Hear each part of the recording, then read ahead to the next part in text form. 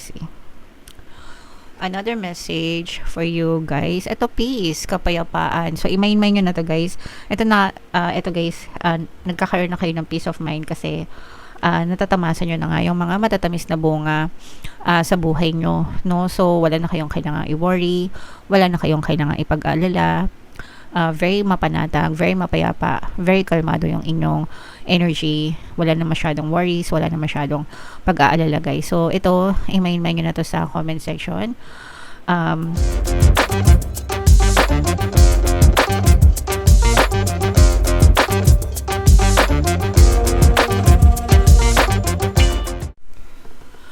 Hello guys, hello mga kapixie, hello Cancer, welcome back to Pinay Pixie Tarot. Ang pamagat ng episode natin for tonight is messages from the universe para ngayong February to March para sa Cancer, Sun, Moon, Rising Sign, and Venus. So, unahin natin tong deck na to mga kapixie. By the way guys, available na yung ating Money Shaker Jar. Pampaswerte siya mga kapixie. So, marami na nag-avail. May mga success stories na tayo sa mga interesado guys. Mag-send kayo ng message sa WhatsApp ko. So, makikita nyo sa description tsaka sa comment section yung number mga kapixie. So, yung first message para sa inyo, Cancer. Ito yung mga pagbabago guys, no? Maaari kayong maka-experience ng pagbabago, transformation sa buhay nyo. Ito guys, merong mawawala. May mga mawawala, may aalisin sa inyo. Sa universe, meron kayong mga tatalikuran. Para maka-move on kayo, para mabigyan nyo ng space sa buhay nyo yung mga tao, bagay, sitwasyon na deserve nyo. Sometimes nagkakaroon ng divine intervention yan, ibig sabihin mga spirits na nakikaalam para alisin yung mga toxic, no? Minsan kasi matikas ulo natin na gustong-gusto natin yung mga toxic. Gustong-gusto natin yung mapanakit, no? Na hirap tayong mag-let go dun sa mga tao, bagay, sitwasyon na dinidrain yung energy natin, mga kapixie. And sometimes nakikailam yung mga spirits para alisin sila sa buhay natin kasi hindi natin sila deserve, no? And kapag nawala sila, doon na magkakaroon ng space sa buhay mo nung mga tao, bagay, sitwasyon na talagang deserve nyo sa buhay.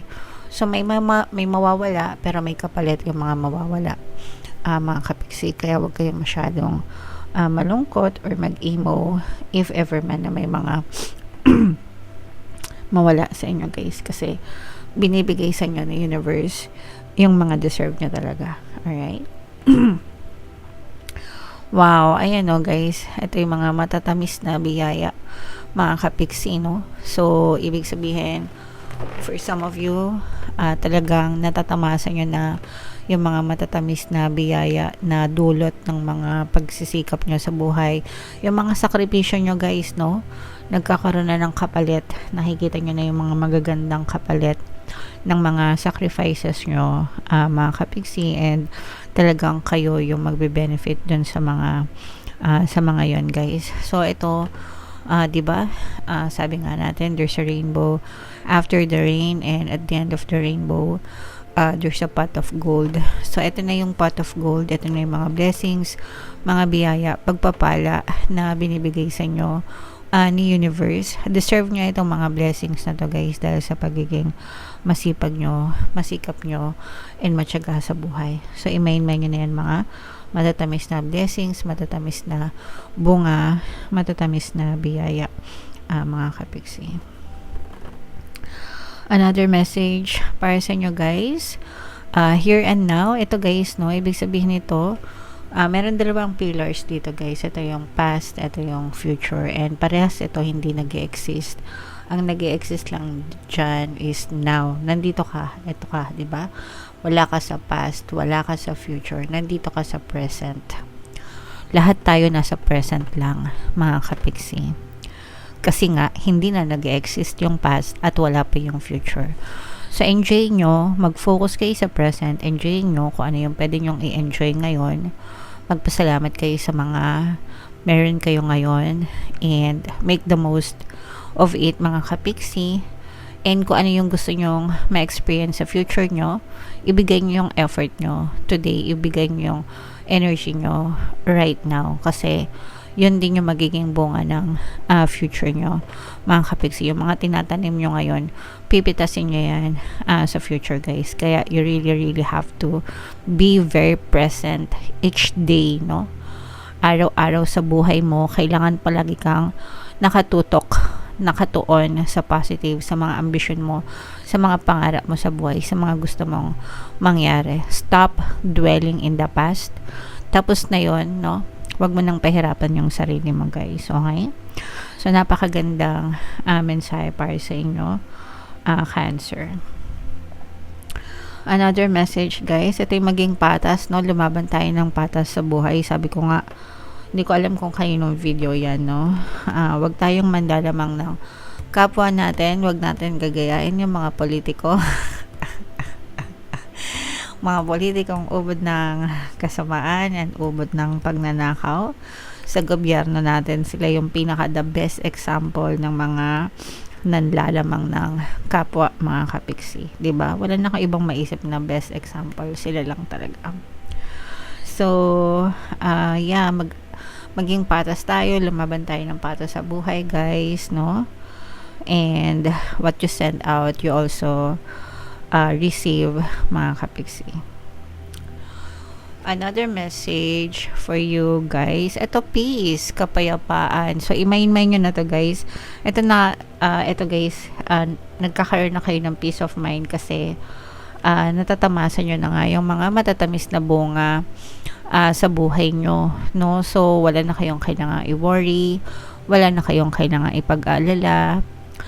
Very mapanatag, very mapayapa, very kalmado yung inyong energy. Wala na masyadong worries, wala na masyadong pag-aalala, guys. So, ito, i-main nyo na to sa comment section. Mind, peace, kapayapaan, kapanatagan, peace of mind, no? You are supplied for today and all of your tomorrows, mga kapiksi, no? Palagi nyong tatandaan yan, guys.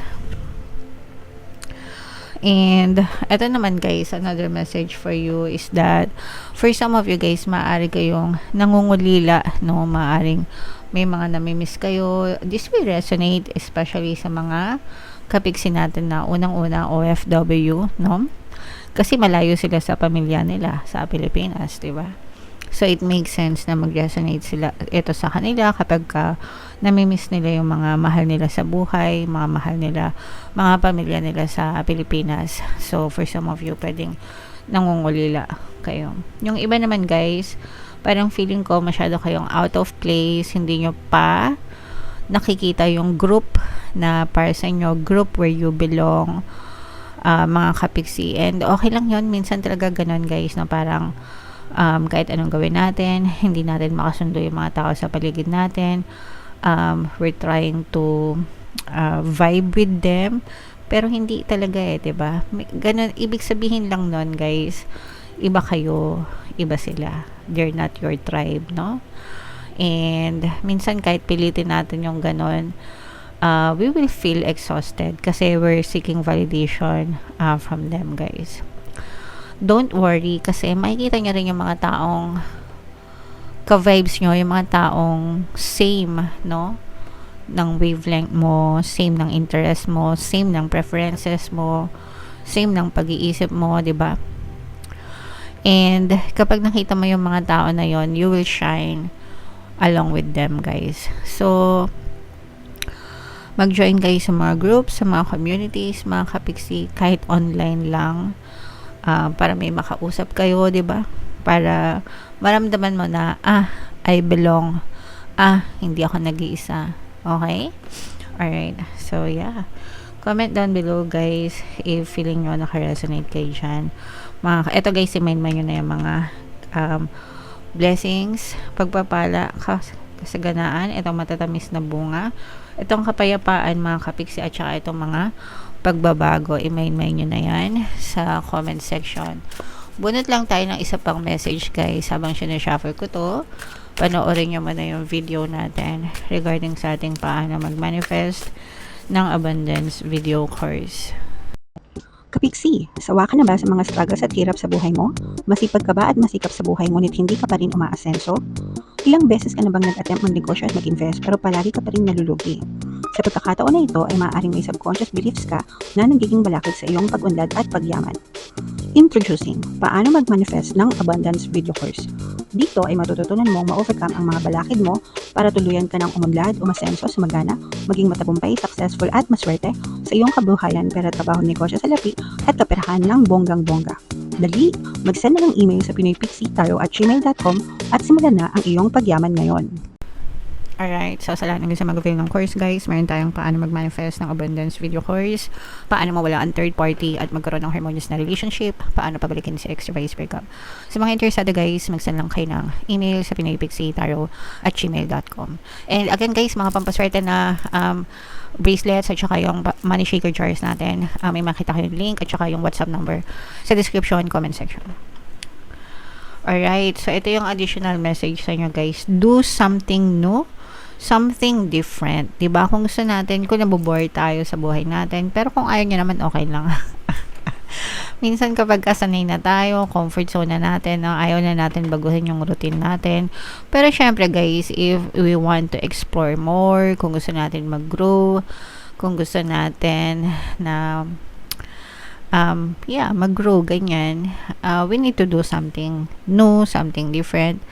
And it's okay to try, guys, no? Try lang ng try hanggang sa mag-enjoy ka or mahanap mo yung mga bagay na ma-enjoy nyo sa buhay nyo, mga kapiksi. Ever notice how it's easier to fall in love and be fallen in love with when you're busy? Ayan, di ba?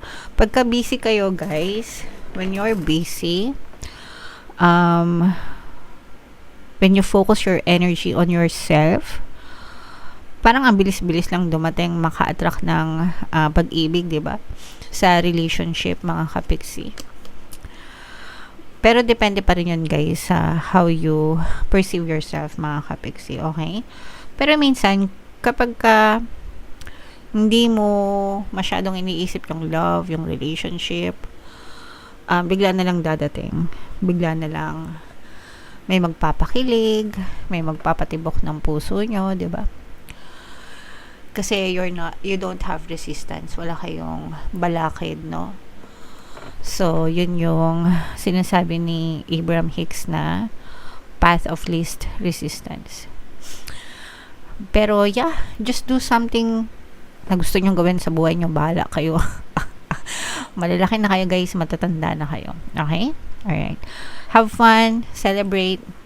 So, comment down below if naka-resonate kayong Cancer. Ito yung ating 2026 kapalaran. Ito naman yung ating success stories ng paano mag-manifest ng abundance video course. Click here to subscribe. Money Shaker Jar, guys. Thank you for liking, sharing, and subscribing. See you next time. I love you all. Have a nice day. Bye-bye.